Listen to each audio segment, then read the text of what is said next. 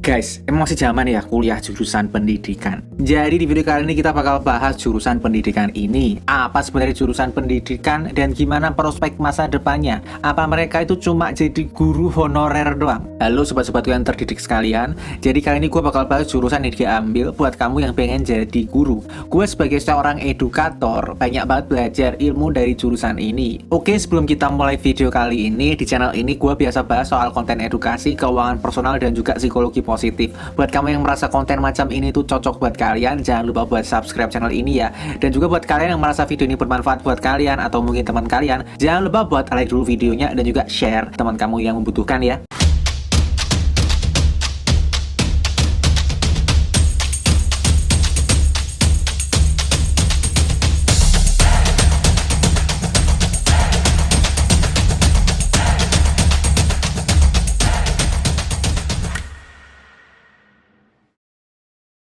Pasti banyak di antara kalian yang bertanya, pendidikan tuh belajar apa? Apa mereka cuma belajar ngajar? Kan nggak gitu ya. Pendidikan itu secara umum, secara gamblang, dia tuh ilmu yang memberi bekal tentang gimana caranya jadi seorang pendidik sekaligus pengajar bagi siswa-siswa sekolahan. Jadi fokusnya di sini memang sekolah, bukan kampus. Dan di sini mereka itu belajar apa? Ya, mereka itu mempelajari banyak bidang kependidikan, mulai dari bahasa Indonesia, matematika, IPA, IPS, dan itu akan banyak juga yang ambil spesifik, akan mengambil bidang sesuai dengan studi mereka. Misalnya pendidikan kimia, ya akan banyak belajar kimia. Dan selain itu mereka juga belajar cara membuat rencana pembelajaran ya. Jurusan ini tuh bisa menjadi jembatan menuju kepahlawanan ya. Jadi seorang guru itu bakal jadi sosok pahlawan tanpa tanda jasa. Jadi cocok banget kalau kamu pengen jadi hero. Kita udah dapat gambaran ya masalah pendidikan ini tuh belajarnya apa. Jadi kalau di sini itu kita akan fokus lagi ya. Secara umum pendidikan itu area pembelajarannya apa aja. Karena kan emang pendidikan itu sebenarnya sebuah fakultas ya. Jadi bukan prodi tapi fakultas. Ya akan gue bahas kurang lebih ada 12. Ini yang pertama teknologi pendidikan. Jadi ini fokusnya itu penerapan teknologi pada proses pendidikan. Juga ada pendidikan luar biasa. Ini menarik ya. Jadi ini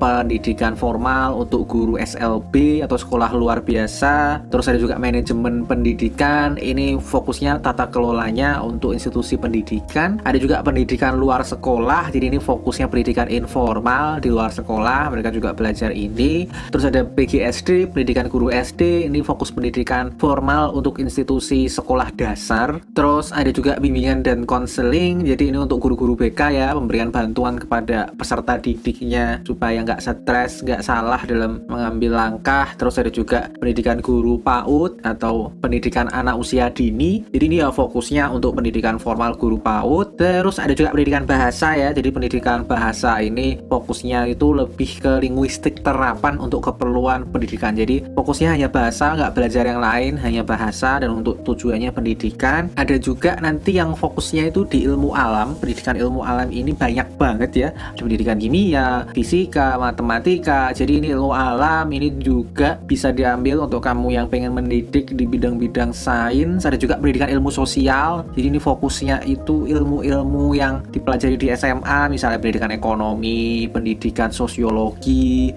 Itu juga termasuk yang dipelajari bidang sendiri dalam pendidikan. Pendidikan teknik juga, tapi ini kebanyakan ya untuk pendidikan di SMK, ilmunya ilmu teknik. Jadi mereka belajar teknik tidak sebagai insinyur tapi sebagai pendidik. Ada juga pendidikan olahraga. Pendidikan olahraga ini ya untuk guru-guru olahraga. Jadi mereka mempelajari ilmu olahraga untuk pendidikan. Jadi ada banyak banget udah dijelasin masalah pendidikan ini areanya apa aja. Dan kalau kita ngomong nih profesinya secara umum memang ada dua ya. Yang pertama itu jadi pengajar, jadi guru. Itu khususnya di sekolahan ya. Jadi guru-guru ini, dan ini memang profesi yang masih banyak sekali dibutuhkan di Indonesia ini. Perlu banget orang guru-guru yang mantep-mantep seperti kalian yang mungkin berminat jadi guru yang lagi nonton video ini. Ada juga opsi itu menjadi administrator sekolah ya, mereka jadi kepala sekolah, jadi tata usaha, hal-hal seperti itu juga lulusan pendidikan bisa masuk ke situ, tidak sebagai pengajar tapi sebagai administrator. Jadi kita udah dapat gambaran nih pendidikan itu belajar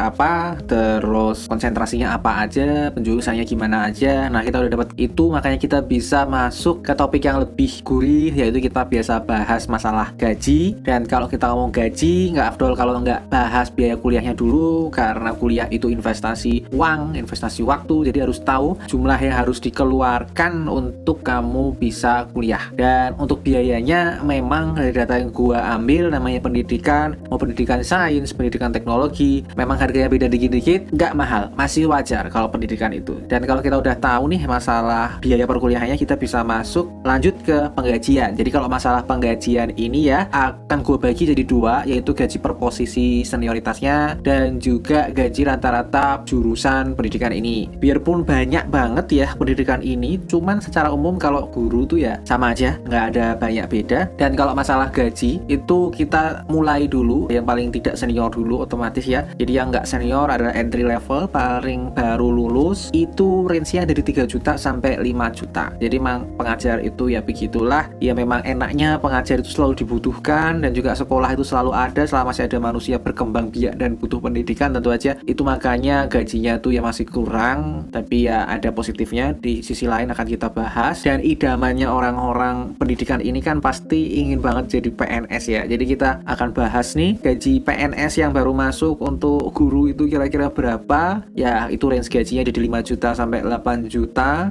Ya memang sih kalau kita ngomong PNS itu gajinya nggak tinggi kalau dibandingkan dengan jurusan lain yang favorit itu. Ya gaji segini nggak bagus lah ya, gaji 5 juta sampai 8 juta kita bisa bilang sangat kurang gajinya. Dan untuk selanjutnya jadi kita akan bahas yang udah senior, tapi di sini kita ngomong nih adalah guru yang senior, pengajar yang senior, bukan kepala sekolahnya ya. Jadi ini pengajar yang senior itu gajinya berapa, yaitu range yang ada di 8 juta sampai 20 juta. Dan ya itu masih batas bawahnya itu sangat kurang, karena ini kita ngomong nih adalah orang-orang yang sudah lama banget ada di pendidikan tapi penghargaannya tuh nggak besar ya. Jadi kalau kita ngomong Jakarta ya segini tuh masih sangat kurang ya, apalagi ini senior tapi yang puncak atasnya ya masih kurang juga ya angka segitu. Ini biasanya di swasta tapi masih kurang juga. Dan pada kasus tertentu ini guru-guru atau orang-orang lulusan pendidikan ini itu bisa banget jadi kepala sekolah, khususnya kepala sekolah yang swasta itu bisa banget dapat gaji yang oke banget. Jadi range-nya bisa di atas 25 juta untuk kepala sekolah swasta, apalagi international school. Dan kalau kita udah ngelihat ya dari tadi gaji per posisi senioritasnya, kita akan masuk ke gaji rata-rata. Dan kalau kita ngomong masalah gaji rata-rata ini, range-nya untuk pendidikan itu ada di 4,5 juta per bulan. Jadi untuk gaji rata-rata ini bisa dibilang ya sangat kurang ya. Ya kita udah bisa ngelihat lah dari awal memang biaya kuliahnya nggak mahal, tapi untuk penggajian juga ya jadi nggak mahal juga, wajar lah. Dan kalau kita ngelihat dari semua perbandingan gaji yang udah sering gua bahas di channel ini, gaji pendidikan ini mendapatkan angka cuma di 6 aja, jadi ya sangat rendah ya untuk penggajian ini. Memang selanjutnya kita akan bahas masalah kebahagiaan. Jadi kebahagiaan itu kenapa harus kita bahas ya, karena mungkin ya ada loh pekerjaan yang gajinya besar tapi bikin stres, dan kebalikannya ada yang gajinya kecil tapi bikin orang itu senang hidup kerja di situ ya gitu-gitu aja tapi mereka puas. Nah sebagai kisi-kisi pendidikan itu termasuk yang nomor 2 tadi. Dan untuk kebahagiaan ini akan kita bahas, akan gue bagi menjadi 2. Jadi yang pertama itu adalah kebermaknaan atau meaningfulness-nya, seberapa merasa bermakna. Dan kedua adalah kepuasan atau satisfaction atas pekerjaan yang mereka lakukan. Nah yang pertama itu kita bahas masalah kebermaknaan dari pendidikan ini ya, karena mostly yang lulusan pendidikan adalah guru, maka yang gue sorot di sini adalah guru. Dan untuk kebermaknaan itu mendapatkan nilai 82 dari 100. Dan ini bisa dibilang kebermaknaan yang baik, dan jarang juga ya ada yang bisa sebermakna ini. Tapi itu wajar karena guru itu melihat sendiri ya siswa-siswa yang mereka ajar, dan bahkan udah lulus juga masih ingat sama gurunya. Dari sisi kepuasan itu juga memang kita melihat dari tadi gajinya itu kurang, tapi dengan kebermaknaan yang bagus seperti tadi ya, yang baik di atas standar, itu membuat kepuasan guru menjadi cukup dan nilainya di 71. Dan sesuai yang gue omongin tadi, karena faktor-faktor yang meningkatkan itu selain gajinya yang rendah membuat kepuasannya menjadi cukupan. Nah kalau kita ngelihat kebahagiaan ini ya dari kebermaknaan yang baik dan juga kepuasan yang cukup, maka nilai kebahagiaan dari pendidikan ini angkanya ada di 8,5, dan ini sangat membahagiakan. Memang sangat wajar untuk profesi keguruan untuk mendapatkan nilai yang membahagiakan ini. Nah selanjutnya kita akan membahas penyerapannya ya. Jadi adalah katakanlah pekerjaan yang gajinya oke, terus happy, tapi ternyata lulus cari kerjaan nggak dapet, jadi pengangguran doang. Ya jangan sampai seperti itu. Makanya di sini kita itu mengkaji penyerapan dari lulusan pendidikan ini. Dan kalau penyerapan ini akan gue kaji pertama dari outlook-nya atau pertumbuhan per tahun dari guru. Dan kalau untuk outlook guru sendiri itu angkanya di 7%, jadi ya memang pertumbuhannya rata-rata. Pertumbuhannya itu tetap tumbuh, biarpun kita tahu sekarang masih sangat dibutuhkan, tapi kedepannya juga tidak akan berkurang karena ya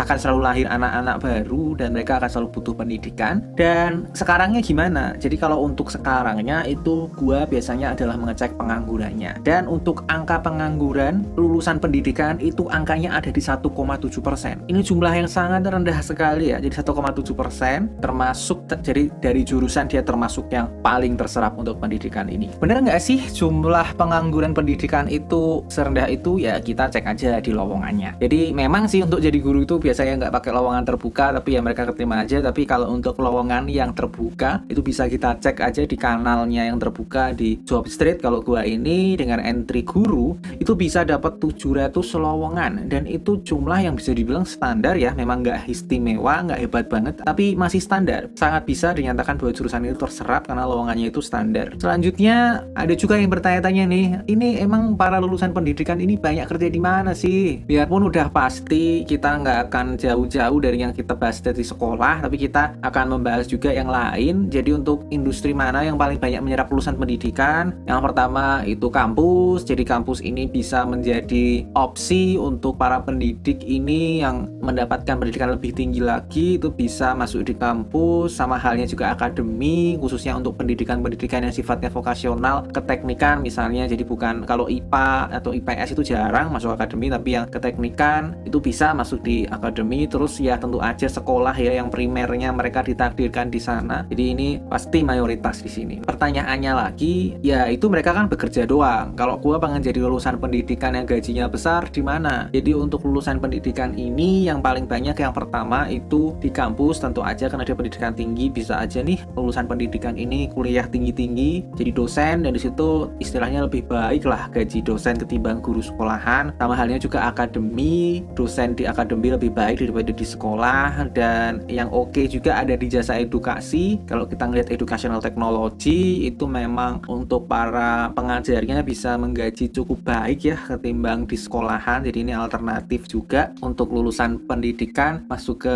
jasa edukasi yang swasta, terutama yang terkait teknologi, itu mereka bisa gaji lebih oke. Sehingga kalau kita ngelihat jurusan pendidikan ini variasi industrinya memang nggak istimewa karena di situ-situ aja, tapi plus side-nya adalah industri yang banyak menyerap lulusan pendidikan ini industri yang aman. Jadi nggak melulu masalah gaji doang, ini industrinya aman, sehingga gue bisa ngomong ini variasi industrinya itu ya baik. Kalau kita ngelihat pertumbuhannya tadi ya rata-rata pertumbuhannya nggak hebat dan lowongannya standar-standar aja, tapi penganggurannya yang luar biasa hebat, ini sangat rendah dan variasi industrinya masih tergolong baik. Maka nilai penyerapan pendidikan ini gue kasih angka 8,3. Jadi ini masih hitungannya baik terserapnya. Selanjutnya kita akan bahas kemudahannya. Kemudahannya tentu aja yang pertama, seberapa mudah kamu kuliah di jurusan ini sampai kamu lulus, dan juga setelah kamu lulus jadi alumni itu seberapa bisa sih kamu menggunakan ilmu pendidikan ini ke dunia nyata tanpa harus kamu menjadi seorang guru. Kalau masalah kemudahan ini yang pertama akan kita bahas ya kemudahan kuliahnya dulu. Jadi di sini kita akan bicara beban studinya. Jadi beban studi untuk jurusan pendidikan ini ada di urutan ke-56.